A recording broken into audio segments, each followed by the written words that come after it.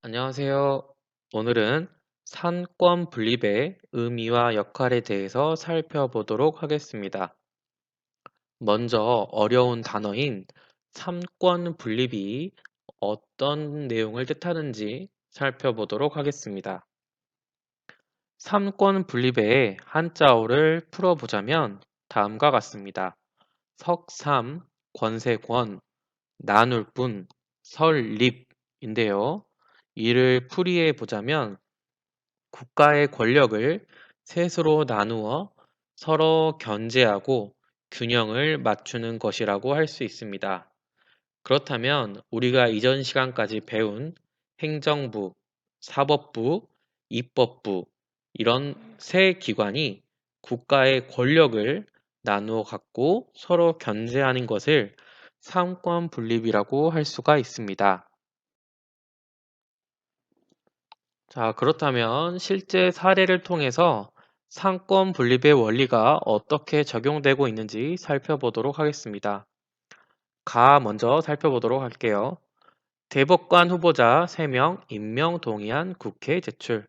대법관이란 대법원에서 가장 높은 지위를 차지하고 있는 사람을 뜻합니다.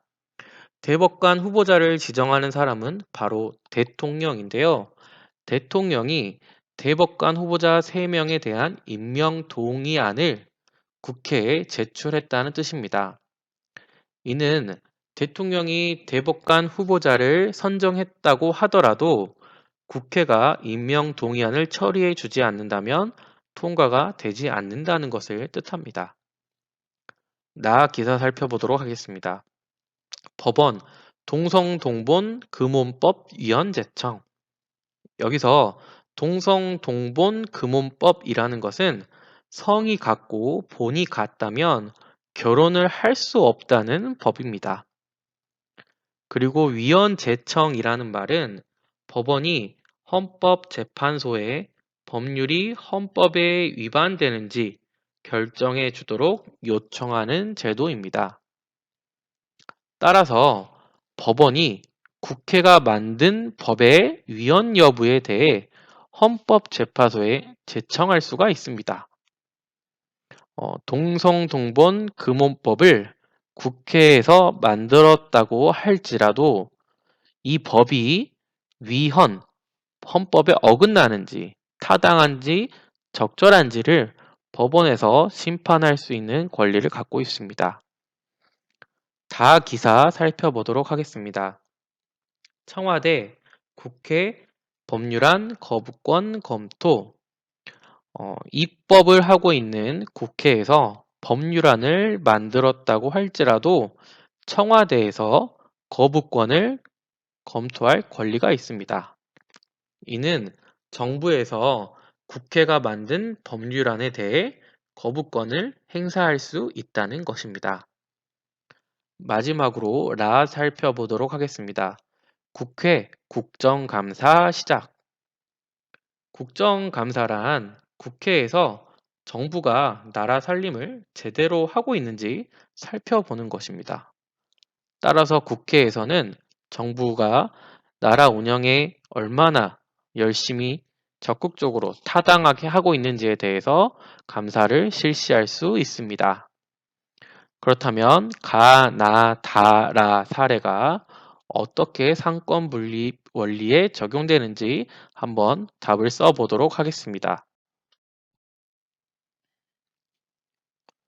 자, 아까 나왔던 주제를 다시 한번 생각해 보면서 국가기관이 권력을 나누어 가지고 서로 견제하는 사례를 찾아봅시다. 첫 번째, 국회가 정부를 견제하는 사례는 무엇일까요? 정답은 라입니다.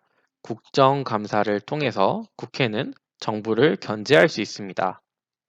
두 번째, 정부가 국회를 견제하는 사례는 무엇일까요? 정답은 다입니다. 청와대, 즉 정부에서는 국회가 만든 법률안에 대해서 거부권을 행사할 수 있습니다. 세 번째, 법원이 국회를 견제하는 사례는 무엇일까요? 정답은 나입니다. 나의 사례처럼 법원에서는 국회가 만든 법에 대해서 타당성을 판단할 수 있습니다. 네 번째, 정부, 국회가 법원을 견제하는 사례는 무엇일까요? 정답은 가입니다. 대통령이 대법관 후보자를 선정하고 국회가 임명 동의안을 처리할 수가 있습니다. 따라서 법원에서 자기의 독자적인 힘으로 대법관 후보자를 선정할 수 없게 만든 심판할 수 있는 제도입니다. 이처럼 국회, 정부, 법원에서는 나라의 권력을 나누어 갖고 서로 견제하며 균형을 맞출 수 있는 여러 가지 장치들을 갖고 있습니다.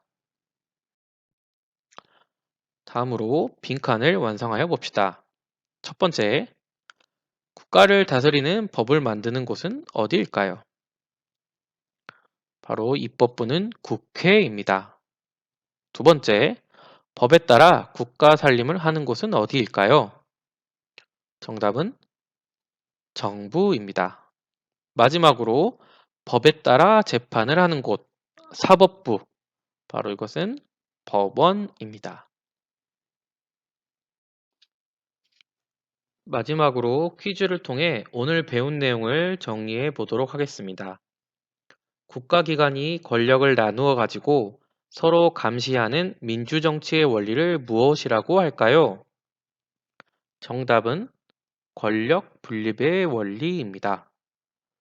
우리나라에서는 행정부, 사법부, 입법부가 서로 권력을 나누어 갖고 있기 때문에 삼권 분립의 원리라고도 합니다. 두 번째, 우리나라에서는 왜 국가의 권력을 나누어 맡게 할까요? 정답을 한번 써봅시다. 왜냐하면 한 국가 기관이 권력을 독점하는 것을 막고 서로 견제하며 균형을 맞추기 위해서입니다. 지금까지 삼권 분립의 의미와 역할에 대해서 살펴보았습니다. 오늘 배운 내용을 바탕으로 새롭게 알게 된 내용이 있거나 더 알고 싶은 내용이 있다면 정리해 봅시다. 오늘도 수고하셨습니다.